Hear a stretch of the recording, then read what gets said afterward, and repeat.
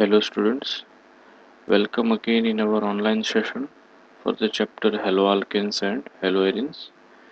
In this session, we are going to study about nature of CX bond as well as we'll study some of the method of preparation of haloalkanes. So we'll see in this online session, right? So we'll see this nature of CX bond, that is carbon and halogen linkage, how it is present. As we know that in this haloalkane compounds, mostly this carbon, it might be present in either aromatic ring or benzene ring, or either this carbon atom might be of any of the alkyl group, and on that halogen atom is attached. So the nature of this CX bond depends on both the nature of carbon in aromatic ring as well as the nature of carbon in alkyl group, right? And which type of halogen atom is attached. Here most of the time the X symbol is indicated for halogens. They might be either fluorine, chlorine, bromine or iodine, and astatine rarely it is present, and all we know that they belong to group 17 and they are highly electronegative in nature, and out of them fluorine is highest electronegative among all the halogens, and in this group the elements require just one electron, right, to complete their octet so that they can achieve their nearest noble gas configuration, right? And we know that as we go down the group from fluorine, chlorine, bromine and iodine, the size of the atoms down the group in periodic table increases.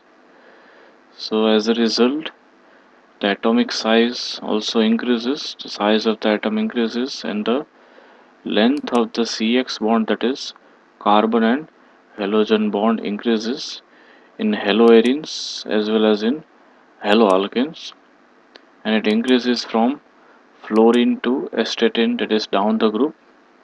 Its bond length increases, but bond dissociation strength, or you can say bond dissociation enthalpy, decreases down the group, right? Similarly, some other parameters like dipole moment, that we know that is polarity, or you can say dipole moment. It is on the difference in the electronegativity of carbon and halogen. So as a result, the bond will be polar in nature. There is a difference of electronegativity of carbon and halogen. As we know, they both belong to different groups, that is carbon is of 14th group, halogens they belong to 17th group. So there is a difference of negativity between carbon and halogen will make this CX bond polar, and we also know that negativity of halogens decreases when we are going down the group, right, in periodic table. So as a result, the dipole moment also decreases, means as we go down the group from fluorine, chlorine, bromine and iodine, there is a decrease in dipole moment, right? But there is an exception that the dipole moment of carbon and chlorine is slightly higher than dipole moment of carbon and fluorine, right? We'll see that what is the reason in next slide.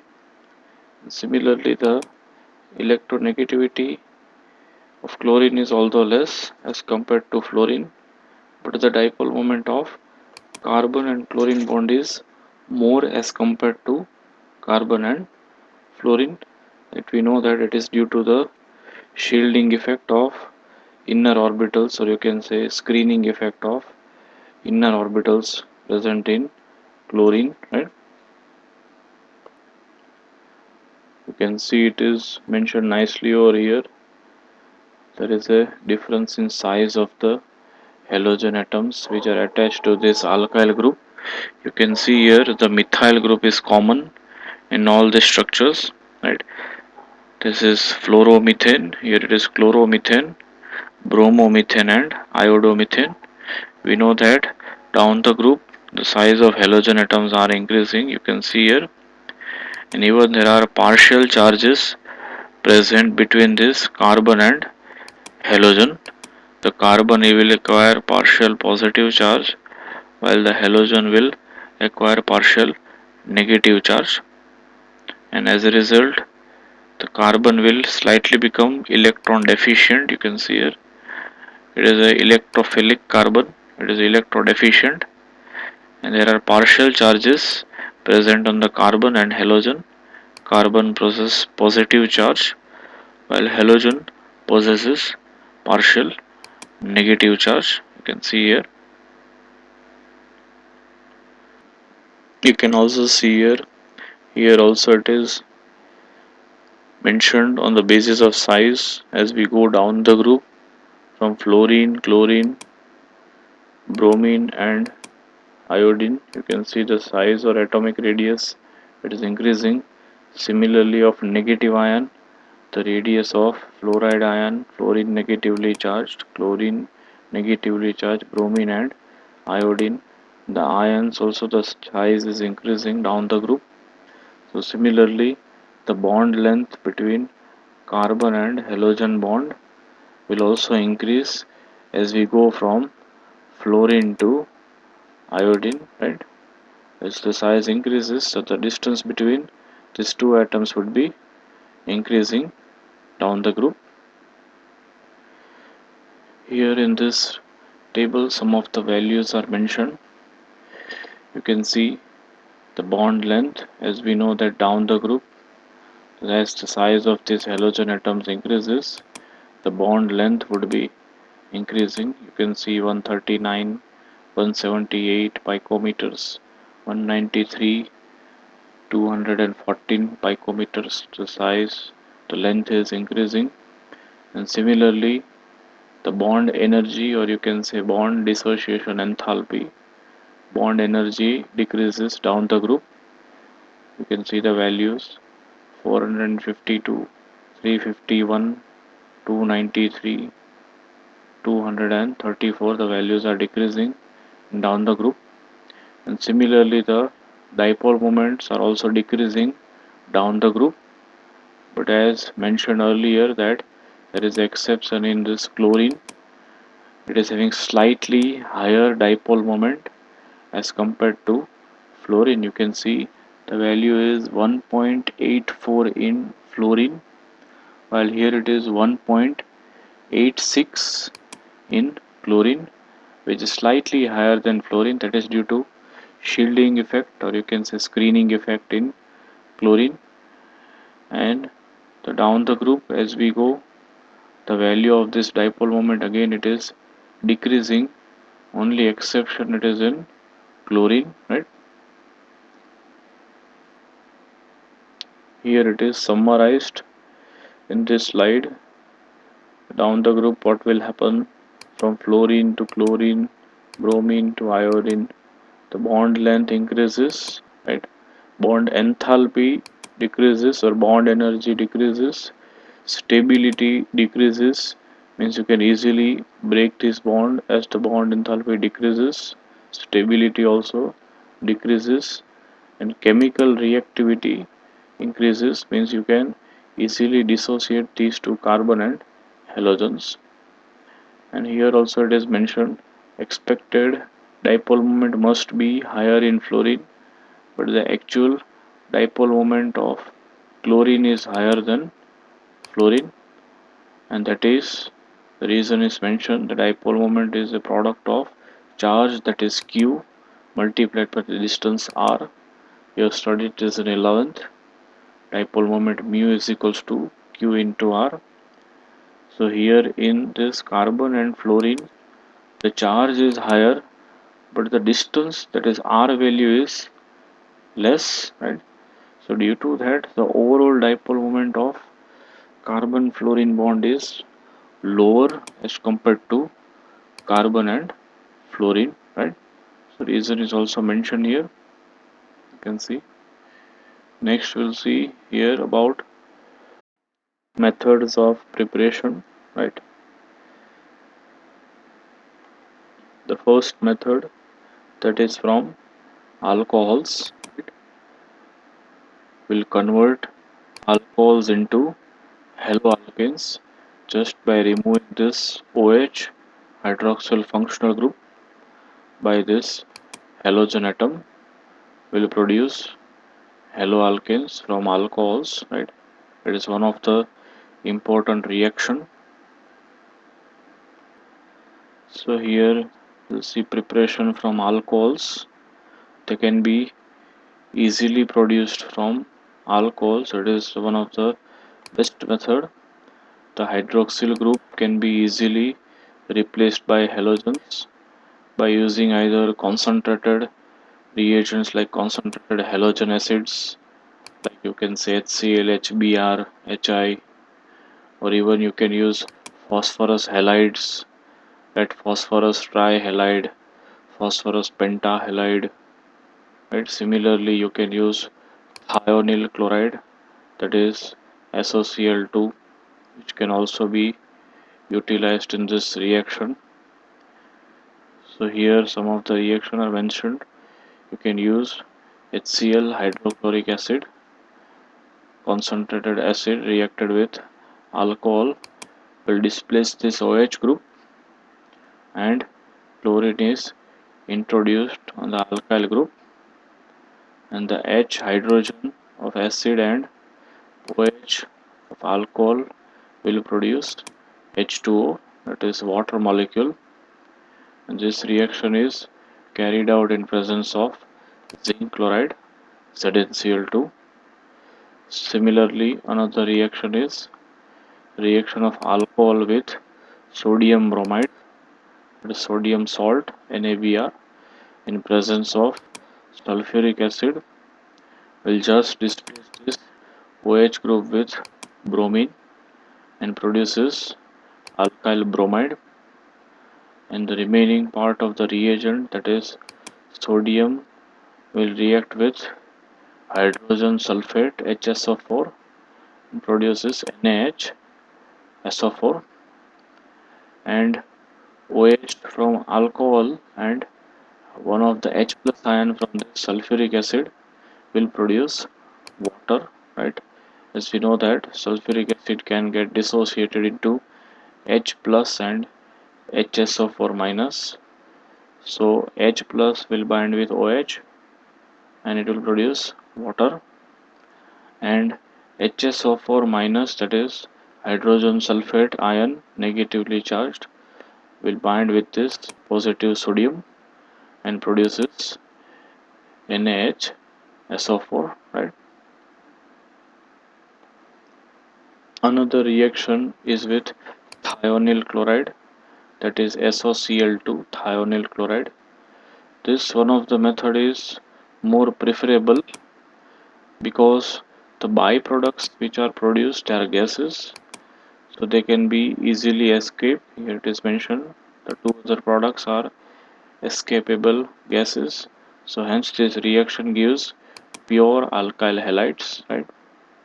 Here the OH again group is displaced and this chlorine will bind with R group, produces alkyl chloride, and the oxygen will bind with the SO and it will produce SO2 gas, and hydrogen will bind with chlorine to produce HCl, and these two products are gases, right? Sulfur dioxide gas and HCl gas.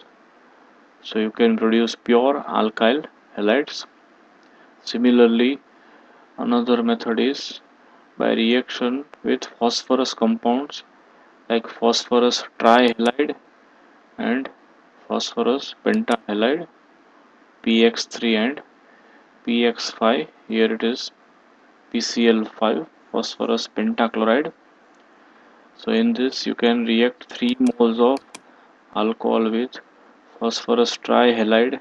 You can take either tribromide or either triiodide, and it will just displace this hydroxyl group with halogen and produces alkyl halide. and the OH will bind with phosphorus atom to produce H3PO3, that is phosphorus acid. Same way, second reaction, the hydroxyl group will get displaced by chlorine of this phosphorus pentachloride, and the chlorine will bind on this alkyl group, will produce alkyl chloride, and the remaining part of this phosphorus, it will bind with oxygen to produce phosphorus oxychloride, that is POCl3, named as phosphorus oxychloride, and the hydrogen will bind with chlorine to produce HCl. Right? You can see total there are 5 chlorine atoms. One goes with alkyl group, one goes with hydrogen to form HCl, and remaining 3 will be present with phosphorus to produce phosphorus oxychloride, that is POCl3. Right? Here it is mentioned that phosphorus tribromide and triiodide are usually generated in situ, means in situation present within the reaction mixture by the reaction of red phosphorus with either bromine Br2 or iodine I2. They will produce these compounds, that is PBr3 and Pi3, by reaction of phosphorus and bromine or either phosphorus and iodine. Right? So that is one of the method mentioned here. One of the important reaction, that is Lucas test, which we have seen here just now previously, that you can react alcohol with concentrated halogen acid like HCl in presence of zinc chloride as catalyst to give alkyl chloride plus water molecule. And this reaction is also known as Lucas test, and it is test to determine type of alcohol, that is primary alcohol, secondary alcohol or tertiary alcohol. You can easily determine with this Lucas test. It is mentioned here the reaction of primary and secondary alcohols with halogen acid HX requires the presence of catalyst zinc chloride, that is ZnCl2. With tertiary alcohols, the reaction is conducted by simply shaking the solution with concentrated HCl at room temperature. Means with tertiary alcohol the reaction is more easier. Directly you can mix concentrated HCl at room temperature and it will automatically react with hydrochloric acid. So the reaction is faster with tertiary, you can see. So we'll see what is this Lucas test in our next slide. See, this test determines the type of alcohol which it is present, which type of alcohol is present, either primary alcohol, either secondary or either tertiary. Simply you have to take alcohol in a test tube and warm the alcohol slightly, add some few drops of zinc chloride, and we have seen here few drops of HCl and zinc chloride in the test tube. You have to add in the alcohol and you can observe in the inference what will happen to your test tube. If after addition of HCl and zinc chloride there is no visible reaction at room temperature, then your alcohol is primary alcohol, and only it will form an oily layer when you are heating this solution, means it confirms that alcohol is primary. And if the alcohol is secondary, then you will observe there is an oily layer within 3 to 5 minutes in the test tube, or there is a milky white turbid solution within few minutes, then your alcohol will be a secondary alcohol like pentanol, that is secondary pentanol.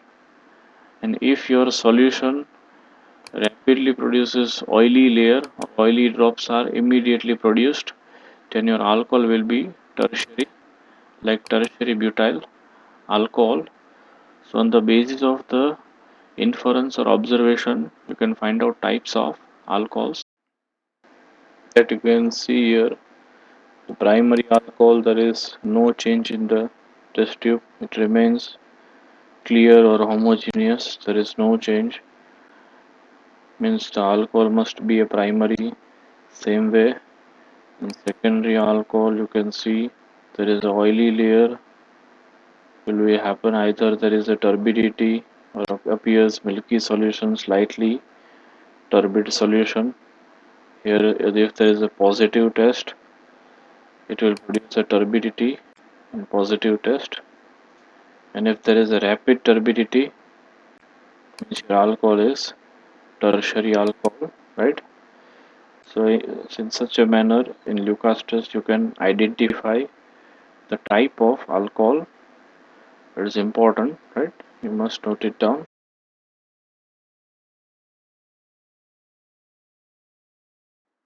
Some of the important criteria are mentioned here, that when we are using HBr, the solution must be of 48%. It must be concentrated, and there must be a constant boiling during the reaction for the preparing of alkyl bromide. It is necessary.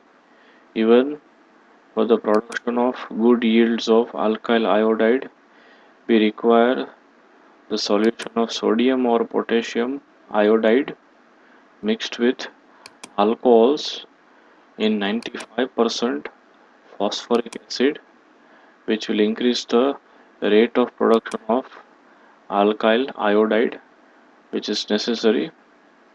And here, based on the test, we have seen that tertiary alcohol is more reactive.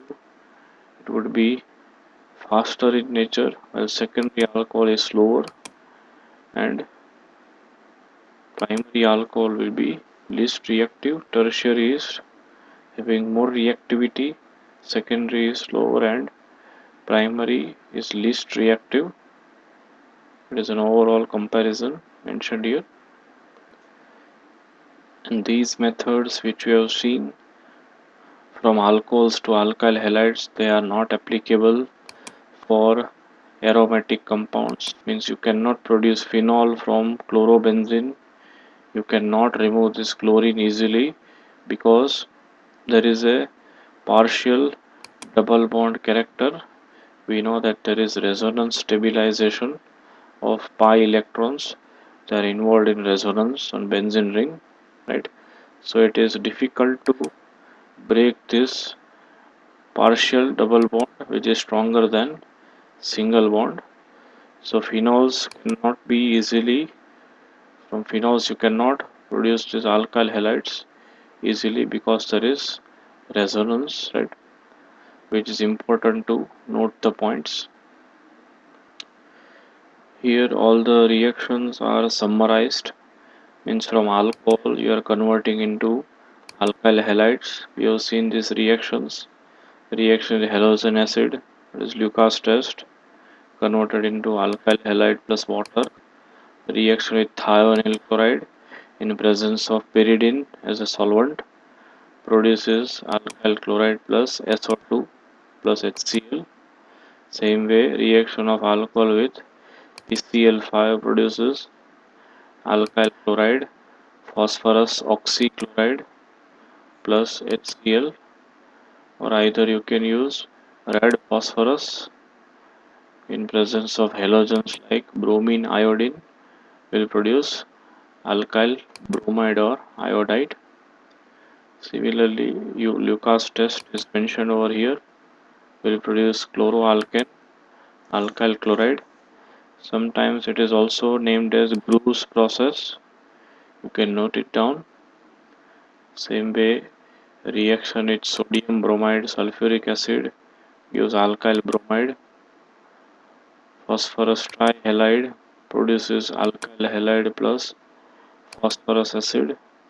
Same way, PCl5 gives phosphorus oxychloride plus HCl, and thionyl chloride. This method, it is mentioned also over here. It's also named as Darzon's process or Darzon's procedure. You can note it down. and it is one of the important method. So now next we'll study some more methods in detail in our next video session, right? So thank you students, all of you, for joining this session, right? Have a nice day.